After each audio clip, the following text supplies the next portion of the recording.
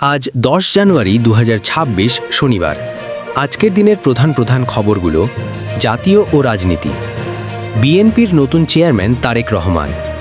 বেগম খালেদা জিয়ার মৃত্যুর পর গতরাতে বিএনপির স্থায়ী কমিটির বৈঠকে তারেক রহমানকে দলের চেয়ারম্যান হিসেবে নির্বাচিত করা হয়েছে। তারেক রহমানের সফর স্থগিত। নির্বাচন কমিশনের অনুরোধে তারেক রহমানের পূর্ব নির্ধারিত উত্তরাঞ্চল সফর স্থগিত করা হয়েছে।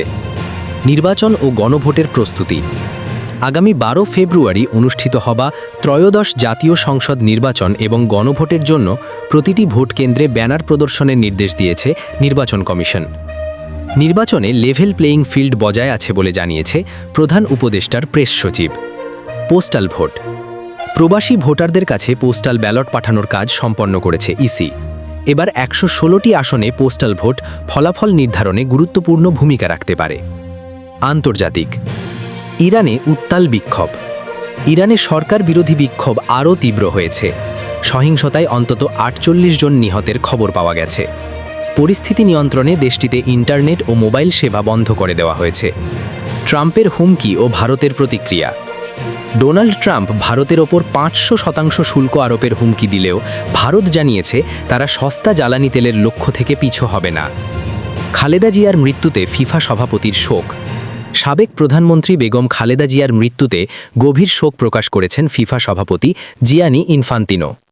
অর্থনীতি ও অন্যান্য। পোশাক শিল্পে মন্দা। দেশের প্রধান রপ্তানি খাত তৈরি পোশাক শিল্প টানা 5 মাস রপ্তানি হ্রাসের কারণে বড় ধরনের মন্দার মুখে পড়েছে। রাখাইন সীমান্তে উত্তেজনা।